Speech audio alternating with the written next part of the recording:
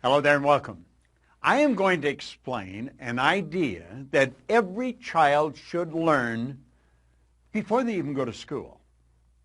And yet, most people go right through their life and never really understand it. Dr. Maxwell Maltz, around 1960, said it was the greatest psychological discovery of his generation. It's on self-image. You see, you and I have an image of ourselves. It's how we see ourselves. I know there's a reflection come back from the mirror. I can see me. That's a reflection of my physical being. But that's not how I see me. I see me in my mind. And it's based on information that I have on me. Now, some people have a lot of false information, so they've got a very false self-image. Around 1960, Dr. Maxwell Maltz wrote a book called Psycho-Cybernetics. Cybernetics was a new idea. Cybernetics was something that was discovered around the Second World War by a physicist and a mathematician, Weiner and Rosenbluth. They didn't even have a name for it. And it was used for heat-seeking missiles.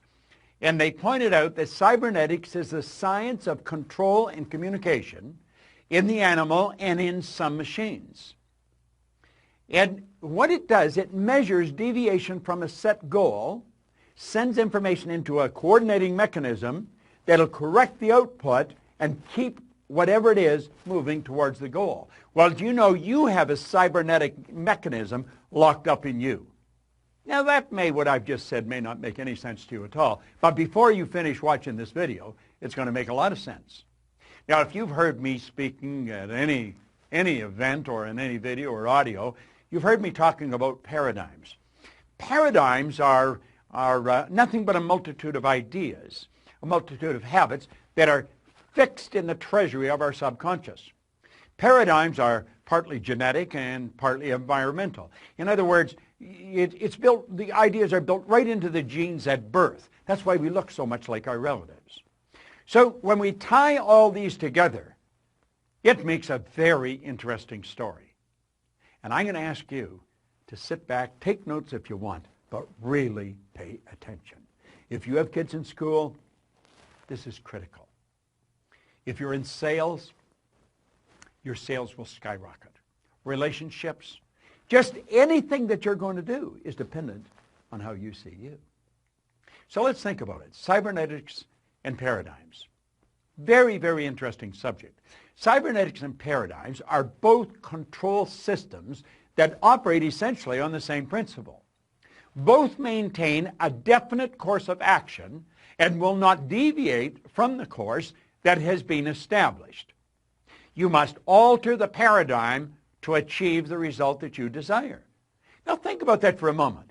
You'll see people stuck at a certain level. Go ask any sales manager to give you the names of their salespeople, and they can tell you what those salespeople are going to do next month and next year. Why? Because they're programmed. They just come in about the same, maybe up and down a little, but they come in about the same. How about athletes? Every coach will tell you exactly how they're going to play. There's patterns. They're called habitual patterns. Well, that's a paradigm. Now, this is a beautiful concept, so let's understand it. Cybernetics and paradigms, all right? There's a thermostat. Now, a thermostat in your home is a cybernetic instrument. Now, I live in Toronto, so a good part of the year it gets pretty cold there. Other parts of the year it gets pretty warm.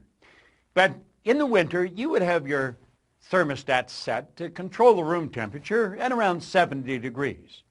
Now, you could be sitting there reading a book or something, and all of a sudden you feel a draft around your feet, and you're starting to feel a little cool, and you think, what's going on? So you go and look at the thermometer, and you notice that the temperature is not 70, it's dropped to 65 degrees.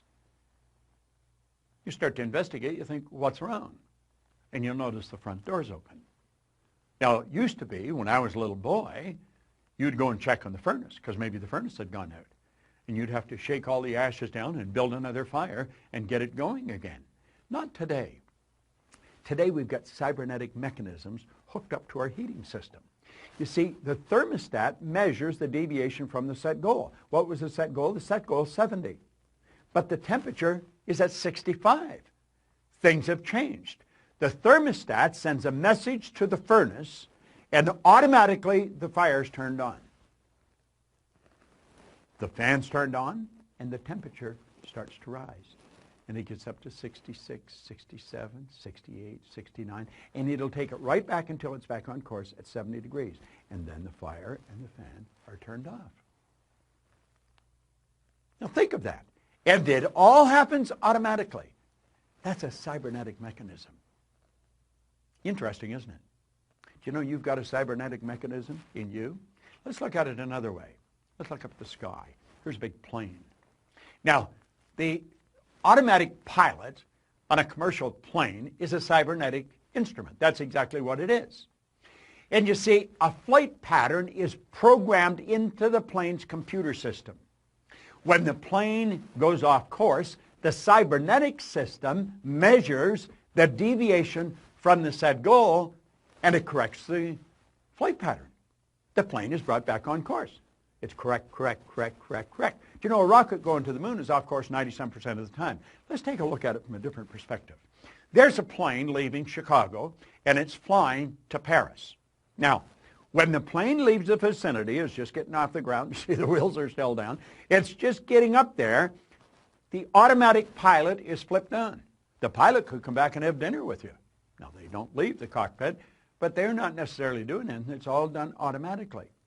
And you see, when that plane's flying along, it gets hit by some turbulence, gets knocked off course. Do you know what happens? The cybernetic mechanism cuts in. It's activated, and it puts the plane back on course again. It all happens automatically. Pilot doesn't even have to do anything. But ultimately, although it goes off course and gets knocked back on course, it ends up in Paris. Now think about that for a moment. Here's you, and you have locked into your subconscious mind a self-image. And that self-image operates like a cybernetic mechanism. Okay? Your self-image is a cybernetic instrument. Now, let's suppose your self-image is that you are overweight. Oh, you don't talk about it. You don't want anybody else to talk about it. But inside you feel you're overweight. And you just get to a point where you can't handle it anymore, so you make a decision, I'm going to go on a diet, and you instantly move into action. Now what happens? Well, you start to lose weight. Why? You're starving yourself. You don't eat anything white, and on we go. No more chocolate. Why? Because they make you fat. That's not what makes you fat. It's the image that makes you fat. If you had a skinny image, you could eat all the chocolate in the world. You just pass off what's not needed for the manifestation of the image through your eliminative system. Eliminative system is one of the systems in your body. Now here's the point.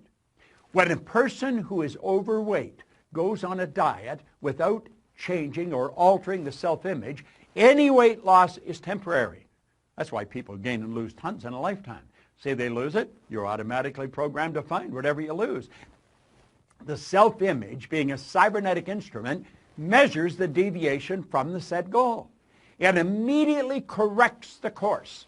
The weight that was lost will be found. You see, you look at the scales, you don't relate. That's not really me. It's not really me. So what happens? The weight's put back on again. Isn't that interesting? I know. If you have a weight problem, you're saying, damn, I never knew that. Well, now you do know it. But you see, if you're going to change the weight, you've got to change the paradigm. That's what our company's all about. We help people change paradigms.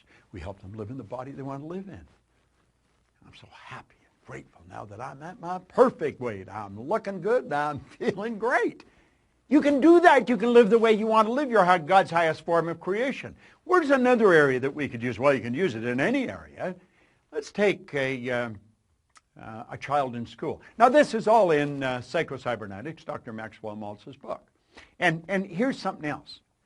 What's the point of making heroic vows of amendment if the same old lawbreakers are going to keep them? I am going to take the weight off. But you don't change the lawbreaker, the paradigm. Emerson was right. Of what use to make heroic vows of amendment if the same old lawbreaker is going to keep them? Let's look at a student in school, all right? Now, there's the subconscious mind, okay? And the student, the image, child has an image. You see, the child's self-image is a cybernetic instrument. That's exactly what it is. And the child has an image of poor grades. This is biographical, by the way, because that's the image I used to have. And I got them. Sure did get them. And you see, when a person is receiving poor grades in school, it's an expression of a self-image. It's the self-image they hold that they're expressing. The person believes they are not very bright. They, of course, receive a report card that reflects the poor image that they've got. And they take the report card home, and there's trouble in River City. I mean, I lived with this all the time I was in school. The child's grounded. They're made to study. Now, what the parent doesn't know and what the child doesn't know is really rather sad. See, the child cram, and the marks go up. But what the parent and the child do not understand, the parent is unaware that the real problem has the child. They have them give up recreational activities. They make them study. The grades improve, but the improvement's temporary. Why? The child has never changed the self-image. Parent doesn't even understand self-image in most cases, and certainly the child doesn't. And so what happens? Oh, they got a good test. When the report card comes out, nothing's changed. Now, why would people live that way? They live that way because they don't know any different. And that is rather sad. See, we should learn to live the way we really want to live. We've got to understand this concept of self-image, of cybernetics, of paradigms. You know, Oscar Wilde said something really beautiful one time. He said, selfishness is not living as one wishes to live.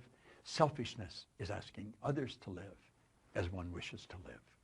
You've got to develop the courage. You've got to develop the awareness, the wisdom to live the way you really want to live.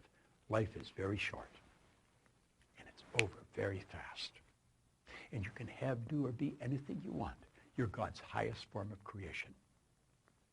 If you really want to check in to programs that will change the course of your life forever, understand this.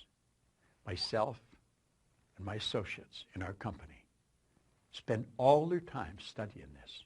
I have personally been studying it for over 50 years. We have some of the best programs in the world. Some of them run for a week, some run for a year, some run for an hour every day. But I'll tell you this, they'll have you running in the direction that you want to go for the rest of your life. Leave us your information. Let us talk to you. And absolutely refuse to spend another day living the way someone else wants you to live, so that they're going to be happy with you. See, most people live the way they think other people think they should live. At the very best, that's got to be a bad trip. This is your life. Make it a phenomenal experience. This is Bob Proctor.